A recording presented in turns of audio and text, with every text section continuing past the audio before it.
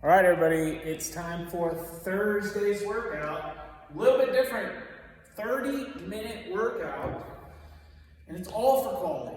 This is the workout part, and it's all for quality. So the goal here is to time those rounds right, where we're doing the movements with good quality.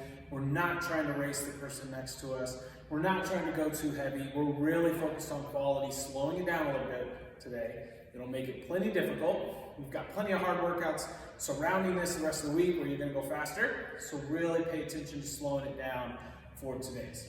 So 5 rounds, so we want each round to be between 5 and 6 minutes, giving us that 35 or 30 total minute cap that we'll have.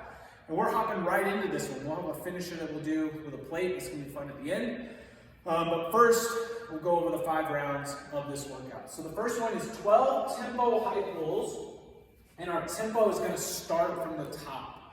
So when we're in that high pull, I want you to have your normal deadlift or clean grip width. We're going to have the high pull position start here. So elbows above hands, pulling up as high as you can, keep it close to the body. And our tempo is to go 1, 2, down. We're then going to pause for a second, explode up, pause for a second, 1, 2, down. This is meant to be done with an empty barbell, maybe a little bit of weight with some 2.5s or 5s, but honestly, between having 12 of those at that slow tempo, we're not going to need much more than the bar. Some of us might even need to go to 2 dumbbells that weigh less than the bar, so that way we can keep that good quality tempo all the way down as we go. Then we go to 20 bar hollow body flutters. And again, this one might be where the bar is too much. We could go to a single dumbbell. We could go to a PVC. This will make it plenty tough as well. But again, we're working on being in that good hollow body position. So my shoulders will be off the ground, my heels, my toes are going to be pointing away from me. And when I hold this bar, I want it to be where my wrists are over my shoulders and not going forward or back with this. So find that good position when you're lying down, top of a floor press basically. Then lift the shoulders, but make sure that bar stays over the wrists, stay over the shoulders. Point those toes, and then we are going flutters. It's 20 of them, and today we're doing where 1 rep on each side counts as a rep. So you're really doing 40 flutters if we count it like we normally do, where we go 1, 2, 3, 4, 5. Okay, so each leg counts as 1 for today. But nice and slow quality on those.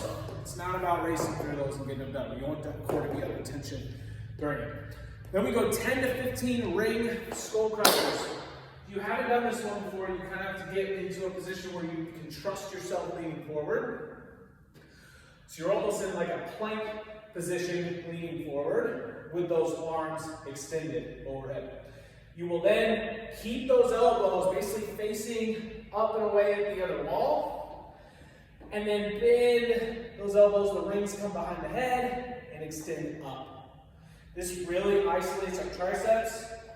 So you might feel that even doing that 10 to 15 is a lot. So break that up if we need to, or maybe do a few less reps, because doing that strict quality, you're really gonna feel it in the back of those arms. Last one is 50 feet, single arm overhead kettlebell walk. We want to make sure that we can get that kettlebell into a good, all the way locked out overhead position, bicep staying in line with the ear. And then as we walk, we're not starting to come this way or back or bending the elbow. So really focus on the whole time while you're walking, think about pushing that kettlebell up towards the ceiling actively the entire time. Because the second you don't, it'll drop, your shoulder will drop, your elbow will drop, and you'll be walking around like this, not what we want. You'll then switch and do 50 feet on the other side. So that's going to be our quality movements for today. We then go into the finisher, the 5-minute finisher. You're going to do 30 seconds with a plate of around the world. We're thinking about going right pretty close to the head, but a full circle, like those rings of Saturn going around, not this halo up above, right around. You can either go 15 seconds in one direction and then switch, or you could switch each rep. So you could get back to the beginning and switch directions this way. After 30 seconds, we go 30 seconds of a plate bicep curl. Don't hit yourself in the chin like I just did. Flex those biceps, work those wrists, and forearms. The goal for this is to pick a plate that you can hold on to the plate for the entire 5 minutes without having to set it down. So it'll be a nice grippy finisher to end it with. Okay? So remember, Thursday is all about quality. Have fun. We will see you then.